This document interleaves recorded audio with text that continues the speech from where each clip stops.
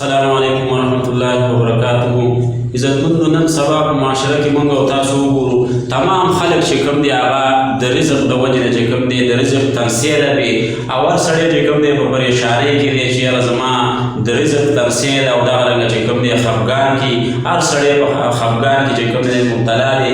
نو زما عزتمندو د رزق د تنسیه د کولو دپاره چې کوم دی هغه زه تاسو ته داسې یو ښکلی عمل ښیم که چېرته دغه عمل تاسو کوو او په دغه طریقه باندې کوو نو انشاءالله رزق به چې کوم دی ستاسو دروازې به ماتوي او تاسو پسې به کور ته درځي. هغه عمل زه نه ښیم بلکې هغه عمل پیغمبر علیه السلام چې کوم دی هغه موږ او تاسو ته ښودلی دی. نو دا د سنت طریقه هم ده او بلکې چې کوم دی زموږ او ستاسو د رزق دا تنسیب هم پې الله تبارک وتعالی څه شی کوي هغه به چې کوم دی لرې کوي.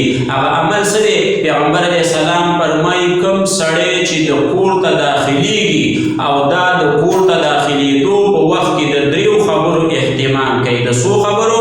د دریو خبرو اهتمام کوي نو رزق به چې کوم دی د ده دروازې ماتوي او کور ته به ورپسې ورځي. د کومو خبرو؟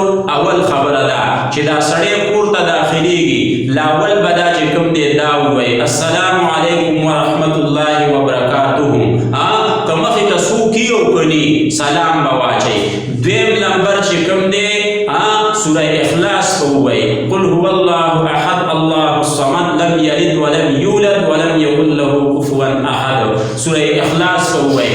دریم نمبر په ما باندې به یو ځل چې کوم دی درود شریف ووایي. نو چې څوک دا عمل کوي پیغمبر علیه السلام فرمایي د کور ته د داخلېدو په وخت کې د دې دریو خبرو اهتمام کوي پیغمبر علیه السلام فرمایي رزق به چې کوم دی د ده دروازې ماتوي او د پسې به چې کوم دی کور ته ورځي. نو لهذا نن خو به موږ او تاسو ټولو باندې چې کوم دی د رزق ډېره تنسیه ده. نو چې موږ او تاسو غواړو چې رزق چې کوم دی زموږ او تاسو فراخ شي او رزق دی چې کوم دی زموږ او تاسو زیات شي نو لهذا د پیغمبر په دې خبرو باندې موږ عمل وکړو چې کله کور ته رانوځو نو د دې دریو خبرو چې کوم دی موږ اهتمام وکړو. د کومو خبرو؟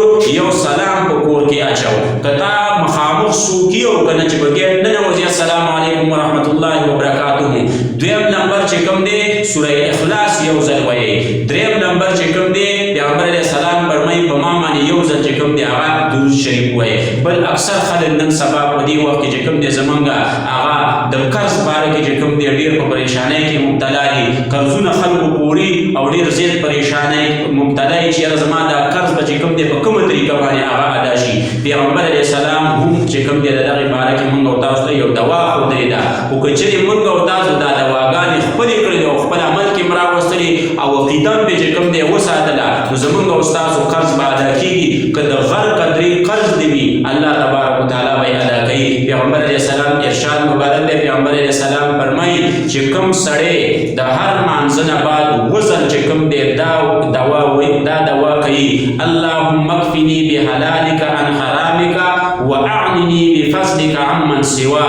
دا دوا وزن چې کوم دی کوم سړی وایي د فرض مانځه نه بعد پیغمبر علیه السلام فرمایي که ده باندې د غر قدرې قرض ومي الله تبارک وتعالی به دا قرض څه شی کوي هغه به چې کوم دی اخلاصي ادا کوي. به دوا کومه یو ده اللهم اکفني بحلالک عن حرامک واعنني بفضلک عمن سوا.